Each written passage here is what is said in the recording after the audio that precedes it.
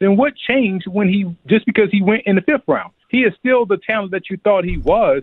Most people looked at the 2025 NFL draft and saw a slide. Shedeur Sanders, once projected as a top pick, fell to the 5th round, landing with the Cleveland Browns at pick 144. Critics called it a humbling moment for the Prime brand, but inside the boardrooms of Nike and Adidas, nobody was celebrating. They were panicking. While the sports world focused on his draft position, corporate legal teams were dissecting a specific provision in his contract that effectively broke the traditional sponsorship model forever. It's called the Prime Equity Clause. For decades, the rule was simple: brands pay cash, athletes rent out their likeness. It's a fixed fee model that built Nike's empire. You pay a player $10 million, you make $100 million, and you keep the difference. Shedeur's team flipped this. They didn't ask for a higher endorsement fee. They structured a mechanism for ownership. This isn't just about one quarterback in Cleveland. It's about a poison pill that threatens to dissolve the fixed fee sponsorship ecosystem entirely. If this clause becomes the standard,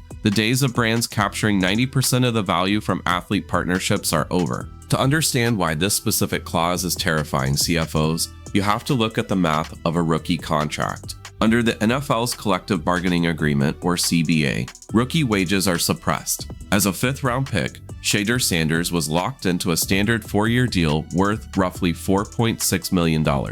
In the context of the NFL, that is a fixed cap salary. There is no negotiation on that number. But the Prime Equity Clause is a masterclass in financial engineering because it operates completely outside the salary cap. Here is how it works. Instead of accepting the standard group licensing agreement where the union pools player rights for things like jerseys and video games, Shedeur's camp opted out. They negotiated a separate licensing agreement directly with the team and its partners. The clause grants him a reported 5% to 10% of all team-generated revenue, directly tied to his name, image, and likeness. This includes merchandise sales, specific sponsorship inventory, and digital assets. The financial difference is staggering. On his standard contract, he makes about $1.1 million a year, but reports indicate that in his first few weeks alone, initial jersey sales and associated merchandise topped $250 million.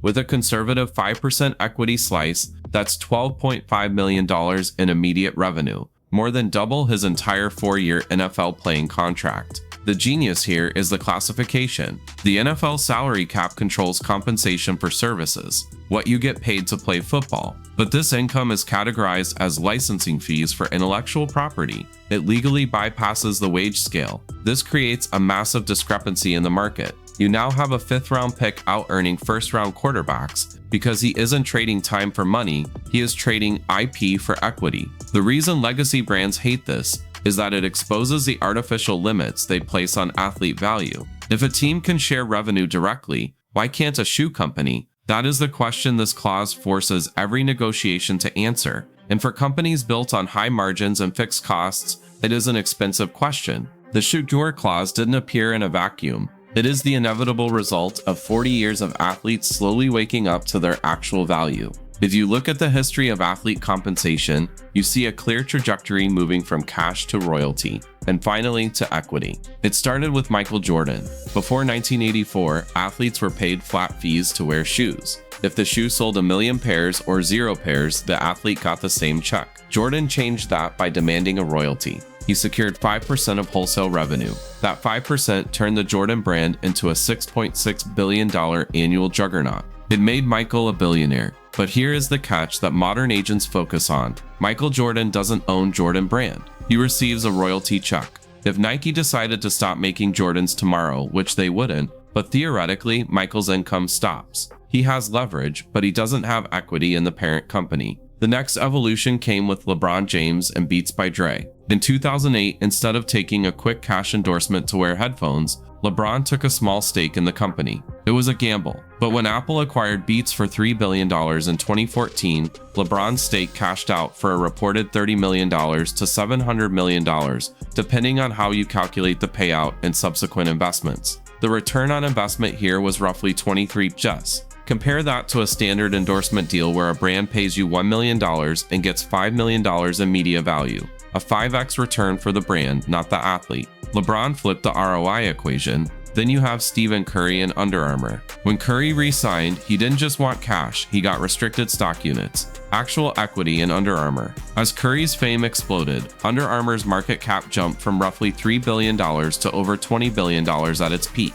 Curry wasn't just driving sales, he was driving the stock price. And for the first time, he was capturing that value directly. But there is a dark side to this partnership model, and that is the Kanye West and Adidas fallout. This is the cautionary tale every CEO keeps on their desk. Kanye had a 15% royalty on Yeezy, which generated $1.7 billion in annual revenue.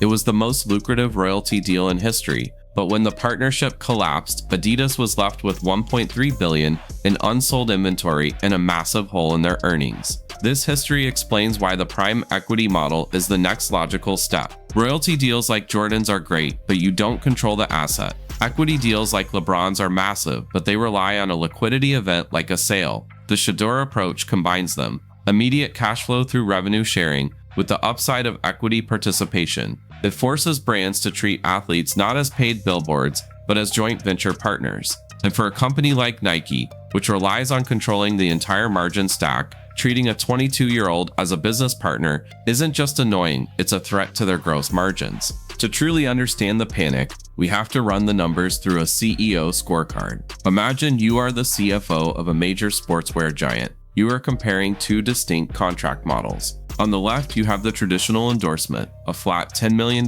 cash payment spread over 5 years. On the right, you have the Shedeur model, a reduced $2 million cash guarantee, plus 1% equity in the specific product line. On day one, the equity deal looks brilliant. You save $8 million in immediate cash flow, which flatters your quarterly earnings report. But here is the trap. If that product line explodes, similar to how Jordan Brand grew, that 1% equity stake isn't worth $10 million anymore. It could be worth $100 million.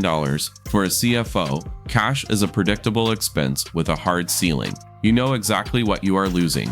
Equity, however, is a variable cost with no ceiling. That terrifying uncertainty is why legacy brands fight this structure tooth and nail. It turns a fixed marketing expense into a potential permanent liability. However, the smart money is starting to look at a different metric: customer acquisition cost, or CAAC. Nike spends billions annually on global advertising to acquire customers. Nielsen Sports data suggests that high-affinity athlete endorsements can reduce those acquisition costs by 10 to 25%. But when an athlete has skin in the game through equity, that number drops even further. They aren't just posting a contractually obligated Instagram story. They are organically driving traffic to a business they actually own. They become the most efficient marketing channel you have because their net worth is tied to your conversion rate. Then you have lifetime value, or LTV. We saw this clearly with the Yeezy effect. Before that partnership imploded, products associated with that equity-like structure saw 40% sell-through premiums on the secondary market.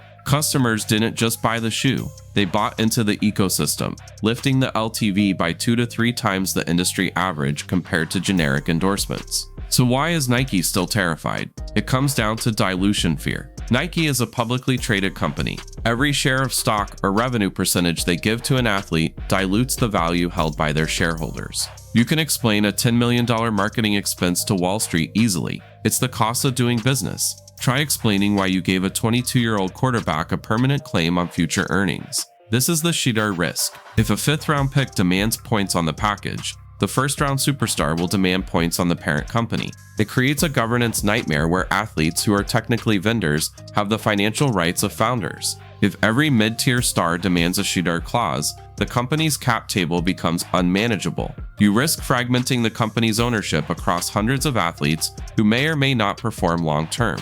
Despite the fear, the contrarian truth that the industry is slowly accepting is simple. The terror is misplaced. The Shedeur clause isn't a threat. It is the only way legacy brands survive the next decade. The new playbook requires brands to stop viewing athletes as paid billboards and start viewing them as distribution partners. In a fragmented media world, attention is the scarcest resource. The solution isn't to ban equity, it is to structure it correctly using equity tranches. Smart brands are now writing contracts with vesting schedules based on performance triggers. You want 1% equity? Fine, but it vests only after you hit $50 million in sales. This aligns the incentive perfectly. If the athlete fails to move product, the equity costs the brand nothing. it's actually cheaper than the old cash model. If they succeed, the brand pays out from a larger pile of revenue they wouldn't have had otherwise. Another tool gaining traction is phantom equity. This gives the athlete the financial benefits of ownership, like a share of the profits or a bonus tied to valuation growth, without actually issuing stock or diluting the cap table. It mimics the prime equity model without the governance headaches or shareholder revolts. The bottom line is clear: the era of the fixed fee endorsement is dying. The Shedeur Sanders clause proves that Gen Z athletes understand their leverage. They know they are the distribution network. This is how you lock in loyalty. Cash buys compliance for a contract term. Equity buys loyalty for a career. It transforms a transaction into an alliance. The brands that cling to the old model will watch their margins erode as they overpay in cash for diminishing attention. The brands that adapt building moats through shared ownership will build the next billion-dollar empires.